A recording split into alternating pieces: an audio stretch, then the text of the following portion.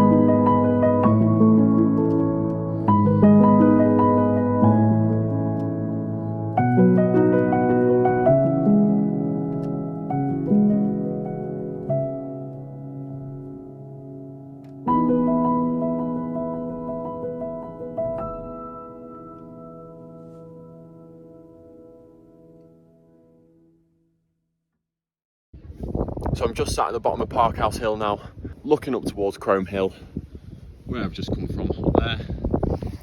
The weather is just absolutely gorgeous. It is so nice to have the sun shining on the peaks once again. And although it's very busy, I'm still having an absolutely fantastic time and everyone seems to be out with a massive smile on their face today, which you love to see. So like I said, I'm sat at the bottom of Parkhouse Hill and I'm just about to do one of the little scramble sections that this walk has to offer. At this point, there are two kind of options you can take. You can either go up the side of the hill, which is a lot nicer and easier, or you can do the little scramble, which is a little kind of chimney style scramble. It's great fun. And I have just seen some people go up it and it looked absolutely fine. So we'll definitely be giving that a go. But yeah, once we've got up and over Parkhouse, we're going to loop back around. I parked the car this morning just by Buxton Raceway. It's a really good place to park, loads of space.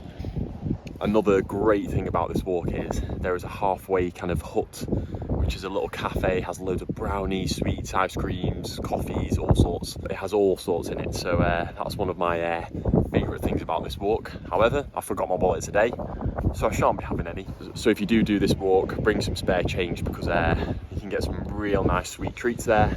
So yeah, I'm going to crack on now, head up Parkhouse Hill, which out of the two is probably my favourite, just because there's a few more little scramble sections.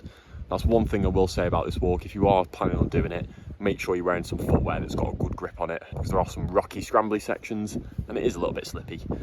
But yeah, I'm going to crack on, and I'll probably catch up with you once I'm back over the other side of Parkhouse when I'm out of the wind again.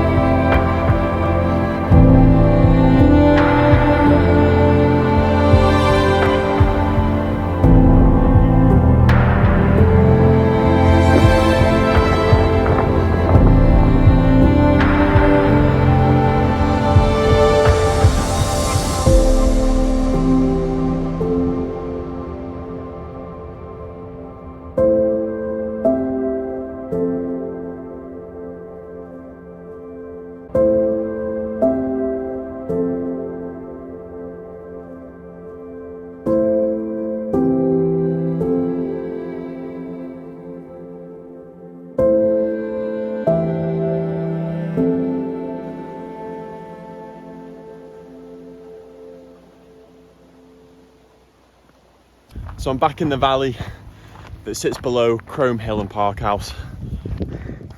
Crome Hill's right next to me here, and you can see Parkhouse from here, where it very much looks like the sort of mountains which you draw when you're a little kid. Nice little triangle. It's just missing the snow on top. And as you'll have seen, there's a couple of little scrambly bits to get up to Parkhouse. There are a lot of different routes up to the top. You don't have to take the scramble option, but I just quite enjoy doing that sort of thing. But out of the two, I almost prefer Parkhouse. It's a little bit more fun to scramble up, and it's usually a little bit quieter. But I mean, they're both absolutely fantastic. You get superb views from both of them. The two hills themselves are so picturesque, especially on a day like today where the sun's hitting one side and you've got that shadow on the other side. It just looks awesome. This is definitely the first day where it's felt like spring is finally on its way. So the end of Parkhouse Hill marks the halfway point of the walk. Like I said, I'm heading through the valley now, and we're heading over towards Holland Hill. And from there you get a superb view looking back over towards Crome and Parkhouse. It's a really nice way to finish the walk off. And I'm just approaching the little shop that I was talking about earlier. Really good idea because this route is so popular.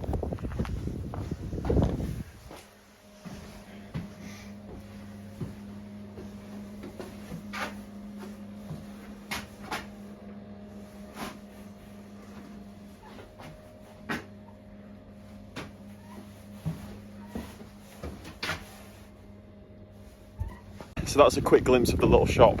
It's usually got a bit more stuff in it, but obviously it's a Sunday, so it's probably been pretty hammered this weekend with it being really nice and sunny.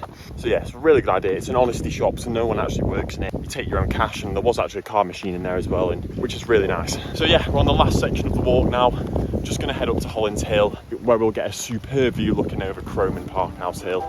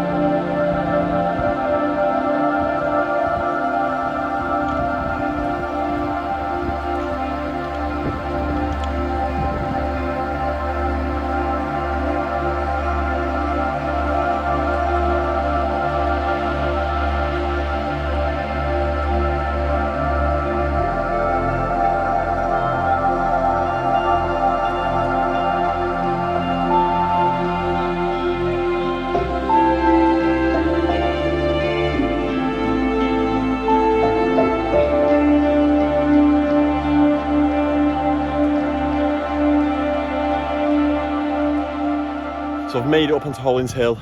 The sun is just starting to dip down, and it's that beautiful time of the day where it's golden hour and everything just looks stunning. And the view from up here is just absolutely stunning. So I can kind of show you a lot of the route that I've done today. I parked the car just over to the left of that hill up there, came all the way down here just above the woodlands, over these rocks here, dropped down here, and then that's where we started our climb up to the top of Crome Hill. And you can just see the peak of Parkhouse Hill there. And then from Parkhouse we dropped right down the valley, all the way over to that little shop, and then back up to Holland Hill. And I've honestly had probably the best day out in the peaks I've had all year. Crome Hill and Parkhouse are just so unique and stunning. I walked past the chap all the way over on Parkhouse Hill, and we just crossed paths up here again on Holland Hill. He was a super sound guy, and we had a little chat, and it's the first time he's ever been here. And he said that this route has just completely blown him away. And he was saying how he couldn't believe that these two hills belong in the Peak District. He's never been here before, and he said how he was just completely blown away. It's exactly the same for me the first time I did the Dragon's Back. It's just so unique, and I really, really do highly recommend it. It is probably one of my favourite shorter walks to do in the Peak District. And it does get relatively busy on the weekend, but nowhere near as busy as other places in the Peak District, such as Mamtor and the Great Ridge. So yeah, it's a brilliant walk.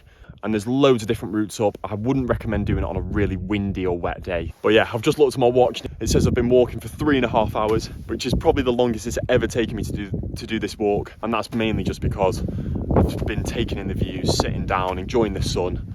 It's been absolutely brilliant. As you can probably tell, I've said absolutely superb, absolutely brilliant about 1,000 times in this walk. But it really has been an amazing day.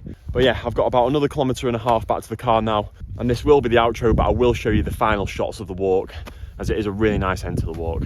And as always, thank you so much for watching the video. I know I always bang on about it, but I really do appreciate all the support, all the amazing comments, all the likes, subscribes. I mean, it really does mean so much to me. And hopefully we get some more days like this. And yeah, got loads of plans for some great walks and some wild camps soon. I know I keep on saying it, but it is going to happen soon. But I'm going to leave you here. I'll show you the views for the remaining of the walk. And I'm actually going to head over to Wingala Rocks after this, just to watch the sunset, to finish off a perfect day in the Peak District. Thank you so much for watching, and I'll see you in the next one. Cheers.